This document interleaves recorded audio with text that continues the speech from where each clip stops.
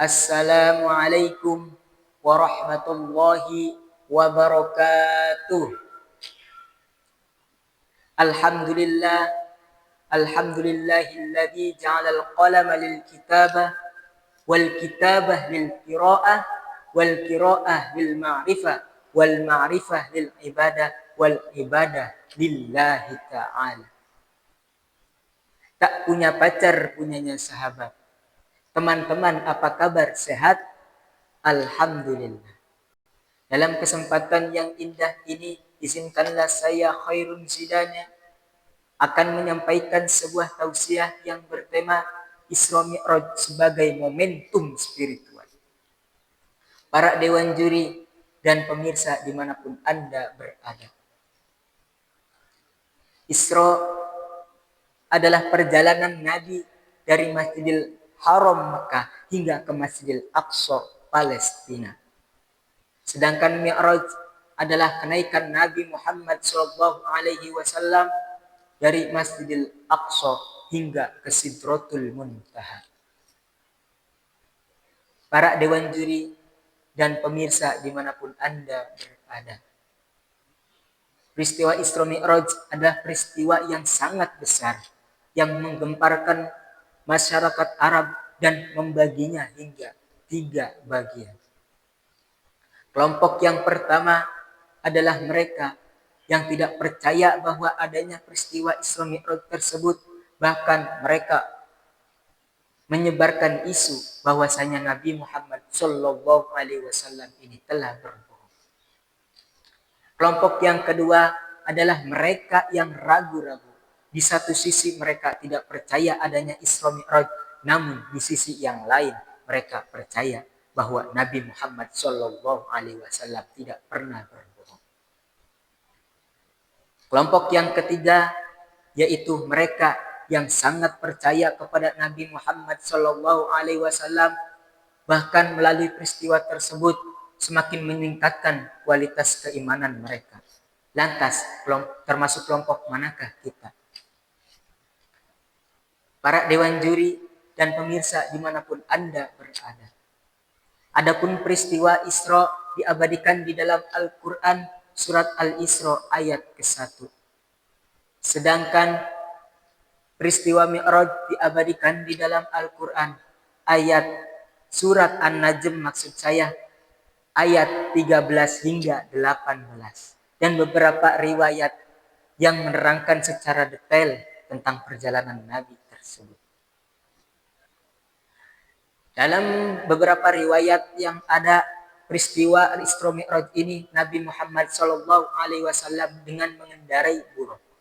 Dan peristiwa ini adalah salah satu di antara mukjizat-mukjizat beliau. Para dewan juri dan pemirsa dimanapun Anda berada. Berbicara mengenai peristiwa Isra Mi'raj ini tidaklah lengkap tanpa membahas oleh-oleh yang dibawa Nabi dari peristiwa Isra Mi'raj tersebut. Salah satu di antara oleh-oleh yang dibawa beliau adalah sholat 5 waktu sehari semalam, yaitu subuh, zuhur, asar, maghrib, dan juga isya. Rasulullah SAW bersabda, awalu ma yuhasabu bihil abdu yaumal qiyamah as-shalah. Fa in sholahat sholahalahu sa'iru amali wa in fasadat sa'iru amali. Kata Nabi Muhammad SAW, yang pertama kali dihisab pada seorang hamba kelak di hari kiamat adalah sholat. Maka jika dia sholatnya baik, maka seluruh amalnya pun ikut baik.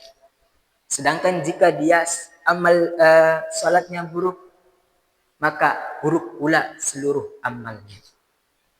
Maka dari itu, dengan momentum Isra Mi'raj ini, marilah kita semua meningkatkan amal kebaikan kita, terutama dalam perintah sholat 5 waktu ini. Di mana Allah Subhanahu wa taala berfirman, fawailul lil musallin alladzina hum an sholatihim sahun.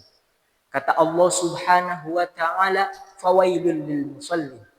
Maka celakalah bagi orang-orang yang sholat.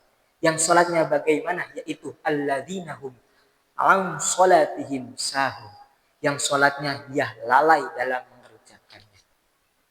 Bahkan justru dia meninggalkan perintah tersebut. Semoga kita semua dihindari dari meninggalkan perintah sholat, dan kita semoga istiqomah menjalankan semua perintah-perintahnya dan menjauhi semua larangannya. Amin ya rabbal alamin. Para dewan juri dan pemirsa dimanapun Anda berada, dengan melalui peristiwa Isra Mi'raj ini kita dapat memetik beberapa hikmah.